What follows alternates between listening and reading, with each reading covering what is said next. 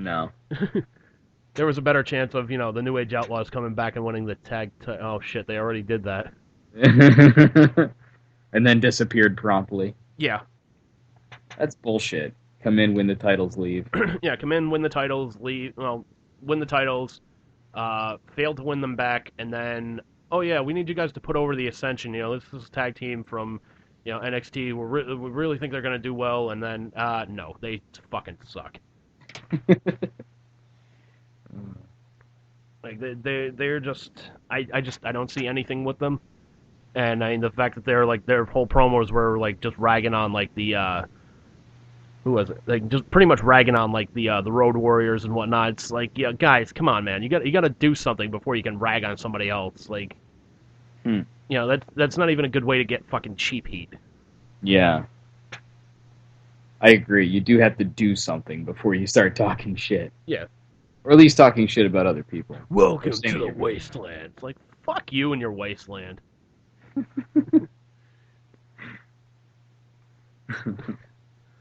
Fucking god damn it, man. Oh, great. I got you on a WWE rant. Yeah, thanks.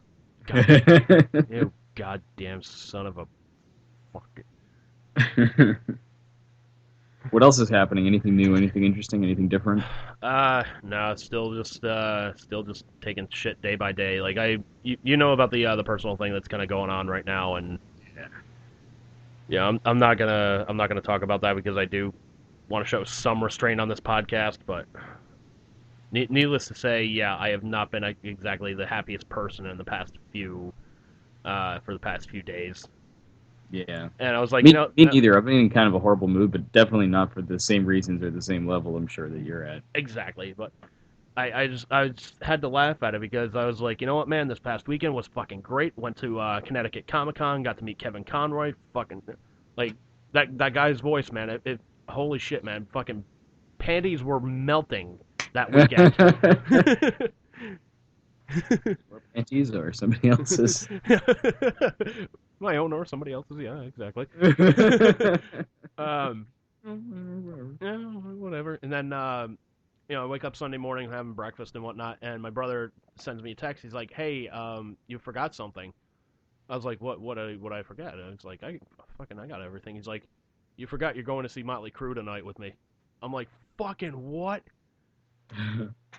Yeah, I saw the some posts you put up of like some video and shit. That was cool. That was so fucking awesome, dude. It was with Cooper, right? Yep, Alice Cooper opening up. There was some opening band. I can't remember the fucking name of them. Um, Were they good? they were all right. I mean, Yeah. it was nothing to write home about, but they weren't awful. Hmm. Um, but yeah, my brother's housemate Bruce. He's a high roller over at like Mohegan Sun and whatnot, so he gets free tickets every now and then. Um, Usually he can ask for them beforehand and he'll fucking get them, or like it'll be like a last second thing where they're just like, hey, this event isn't sold out. Would you like tickets to it? And he'll fucking get them, no problem. So my brother has the tickets and whatnot. He's like, we go through the entrance. It's like, yeah, just me and him. 2 tickets. I scan them off. They're like, all right, you're gonna take the escalator downstairs. I'm like, what the fuck are you talking about? Because he had texted Hmm. me beforehand. He's like, do you care where the seats are? I'm like, dude, I don't give a fuck. I just want to be there.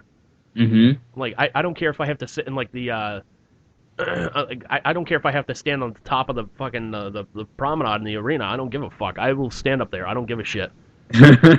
Like it's just more about being there. Yeah. And Was that the last show? it was like this is like their farewell tour. Like their last show is I think New Year's Eve in Los Angeles Oh yeah. at the Okay. Staples Center. Um, but yeah, uh, so so the tickets get scanned, and the lady's like, "All right, you guys are gonna use the escalator, go downstairs." I'm like, "Wait, fucking escalator downstairs?" And I'm like, in my mind, I'm going like, "You remember the last time you used the escalator for the Rob Zombie fucking Alice Cooper show? You're on the Yeah. floor. You're on the floor, you son of a bitch." I'm like, Yeah. "Holy shit, that's fucking dope." Oh man. I'm like, "How fucking cool is this, man?" Um, so we get down there, and we're like, I think we were about 15 rows back of the stage. I'm like, like, Nice. and it was like there were chairs on the floor and whatnot, so there's seated thing, so you can exactly like rush the stage and whatnot. Right. That's good at least. Yeah, that's good at least. But I mean, just everything about it, because like even Ben, who had no interest in Motley Crue or Alice Cooper and whatnot, he was looking around. He's like, "It was kind of cool." He looks up. He's like, "Why is there a fucking roller coaster track above our heads?" And I look. I'm like, "Oh, this is gonna be dope." Oh man, that's cool. Is that where like Tommy played? Yeah, Tommy's drum kit was attached to the roller coaster track. It would go up and then kind of like go over the crowd, and as it was going over the crowd, his drum kit was turning, so he'd be like upside down at some points, and just it would keep rotating. Jesus. He would get to the back of the stage. He'd, "What up, everybody? Yeah, this is fucking awesome. The only thing I hate about this fucking roller coaster is that I don't have 16,000 seats, so I can't take you motherfuckers with me." So he goes up and he goes backwards, and I'm like, "Oh, that's fucking dope." Oh, That's really cool. I'm like, "Oh, it's so fucking awesome." Was it a good set? This is a damn good set. It was basically like, we're gonna play all of our big hits, the classics that you know, and it was Any so good fun. like gems that you wouldn't expect? Not really like gems that you wouldn't expect. I'm trying to think. They didn't do anything off of Generation Swine. They didn't do their new song. Fuck was it? That's their new song? Yeah, it's just Tommy Lee farting. Why didn't on a I snare drum. write that song? Just Tommy Lee farting on a snare drum. All bad things must end. I thought they would have at least played that one and just be like, "You know what, man, this is the new song. Check it out, Yeah. blah, blah, blah." And I was like, they didn't play that, but I was like, all right. They even said in the beginning of the show, like, "Look, this is more going to be like a retrospective of our career. All the shit that you guys love, all the stuff that you fucking have come to expect from a Motley Crue concert. We're hoping we turn it up even more." Nice. And just, I mean, the stage show was just fucking great. Like, Nikki Sixx had like a flamethrower attached to his bass guitar. He had like this hanging microphone stand with a huge pentagram on that. He set that on fire. I'm like, Oh, nice. And you know me, like bright, shiny things on fire. Like, holy shit, this is awesome. How was Alice's set? Alice was great, man. Fucking Yeah. Alice was doing his usual thing, and Ben was a little upset because he's like, we were like 15 rows back in like the center section, and during Alice's opening number, I think it was No More Mr. Nice Guy. He's twirling his fucking cane around and whatnot, and eventually he tosses it out into the crowd. He's like, "Oh man, I wish we were closer, man. I would have gotten that for you." I was like, "Dude, don't worry. I wanted to fucking be here. I don't give a shit." I said, and tell you the truth, man, I may bawl like a fucking bitch tonight. He's like, "Why?" I'm like, "Cause think about it. This is never going to happen again. Like, yeah, we'll see Alice Cooper and whatnot, but we will never attend another Motley Crue concert again unless we have like a couple grand and can fly out to another show." Yeah. I was like, that's not gonna fucking happen. Yep. So sure That's enough, how I felt about Rush when I saw them. yeah. So sure enough, Motley Crue's playing, man. Fucking just tear. I was just like, I'm gonna miss this. Don't leave me. Yeah, but Alice is still going. Why can't you? but it was pretty cool, man. And eventually, like, Nikki like comes onto this platform. Vince goes onto the other one, and they're like flying over the crowd in these like flying platforms. And there's Ben just like looking up at Nikki, like just kind of taunting him and whatnot. And Nikki kind of like spits blood all over him. Mostly lands on this girl that was like standing right next to him. Dude, it looked like she got bukkakied by the fucking Kool-Aid Man. Oh. Oh yeah. That sucks. Oh yeah. Oh. Oh my god. Bruce's like, I'm never drinking Kool-Aid again. I didn't drink Kool-Aid to begin with, but now definitely. But not only that. Anytime I see any red liquid for a beverage, I'm just gonna be like, no thanks. That's all you're gonna think. But it's beer. No, it's not. That's all you're gonna think in your head is like, oh yeah. Exactly. Jacking off into a bottle. Oh yeah. I think I just filled the cup. Exactly. But there's Ben still taunting Nikki, and Nikki like grabs a handful of fucking picks, like tosses them out into the crowd. Ben runs out into the fucking aisle, and this is partly why I love that son of a bitch. He goes out there, he grabs a couple of picks, He drop kicks a child for one. No. Here's the thing. There was one guy he saw. He was walking away. He was a little upset. Ben had 4 picks, and he's like, "Hey, man." I tapped him on the shoulder. He's like, "Hey, here you go, man." Gave him one of the fucking picks. It was one of Nikki Sixx's picks from the tour.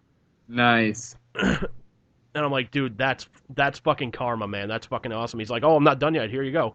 Hands me Nikki Sixx's pick. Nice. I'm like, oh my god. I'm like, did you get one for yourself? He's like, I got 2. I'm just like, I'm like, Jesus Christ, dude, that's fucking awesome. Yeah, man, your brother's a class act. He really is, man. I fucking love that guy, And funny as shit too. He is too, man. He'd be great on here, I gotta say. You should get him on sometime. I probably should. Like, I don't know. Maybe I'll go down to his house sometime. Like, I'll bring some equipment and whatnot. Because like, originally we were gonna play wiffle ball at his place, and like that plan apparently fell through. Oh, we don't have enough people. Let's move it back to North Kingstown. Oh, hey, we got like 10 people to fucking play. Like, are you fucking kidding me?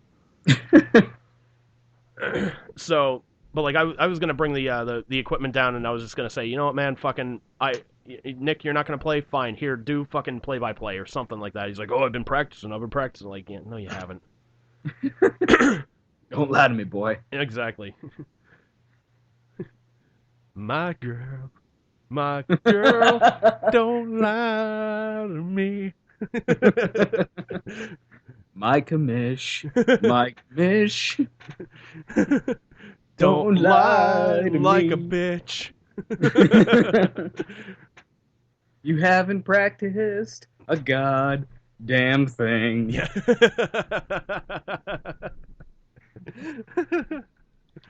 You've been smoking weed and drinking beers.